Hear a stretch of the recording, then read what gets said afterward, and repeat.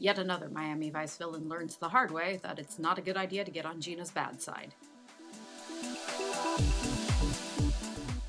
Bought and Paid For was directed by John Nicolella and written by Martin Kupfer. It centers around Gina and her young friend Odette, a young Haitian teenager played by the very beautiful Lynn Whitfield, who won an Emmy for her starring role in the Josephine Baker story. While putting away groceries in Gina's home, Odette is raped at knife point by a well-dressed young man named Nico, who is played by Portuguese actor Joaquim de Almeida, who has built a nice career out of playing handsome and smooth villains in films like Clear and Present Danger, Desperado, and Fast Five. Gina and Crockett, who are having a nice dinner date, arrive at Gina's apartment to find Odette naked and sobbing. Having seen Nico leaving the place in a Lamborghini, Crockett tears after him. He chases Nico around Miami before finally managing to arrest him, but Odette claims he's got the wrong guy. Trudy and Gina accompany Odette to the hospital for an examination. I know this is a 35-year-old television series and not present-day reality, but it's nice to see how everyone in the Vice Department is very, very good with handling rape victims with respect and care. Miami Vice has a knack for striking the right tone with material that could seem sensationalistic or exploitative, and a lot of that is due to how well our main characters have been developed. In the face of terrible events like rape, they always respond like compassionate human beings, and viewers are clearly intended to react the same way.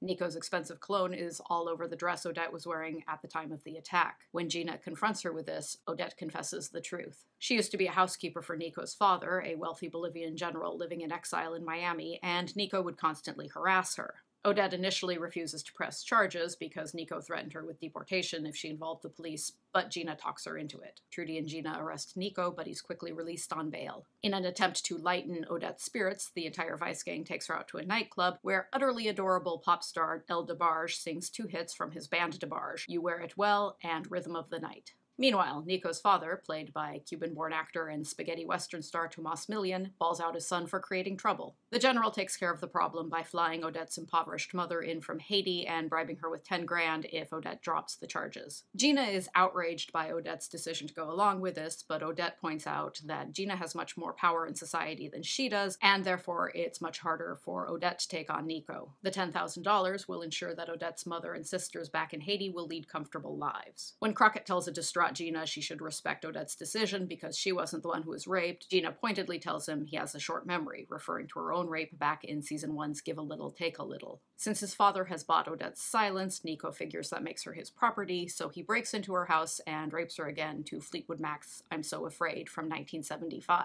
Upon reflection, Gina realizes she pushed Odette too hard toward a decision Odette didn't want to make. When she drops by Odette's home, she discovers Odette has killed herself. Over scenes of police removing Odette's body, Carla Bonoff's Cold Wind Blows plays, which is another of those songs that was written exclusively for Miami Vice. Bonoff is a respected singer-songwriter who has worked extensively without ever having her own big breakthrough. She's probably best known for the song Somebody's Eyes off the soundtrack to Footloose. Gina visits Nico to tell him about Odette's suicide and to threaten him a bit. Nico threatens her right back, and then he breaks into her apartment that night and tries to rape her. It's not his smartest move because Gina sleeps with a gun in her nightstand and she shoots and kills him. The most notable aspect of this episode, apart from discovering yet again that if you go up against Gina, she will shoot you, is the way it examines the importance of power. Nico is well aware that his father's money and power allows him to be a despicable scumbag. At no point in this episode does he consider the police any kind of threat. If he hadn't made the egregiously stupid miscalculation of going after Gina, he would have suffered no repercussions for his rape and abuse of Odette. It's always clear on Miami Vice that as good as these detectives are at their jobs,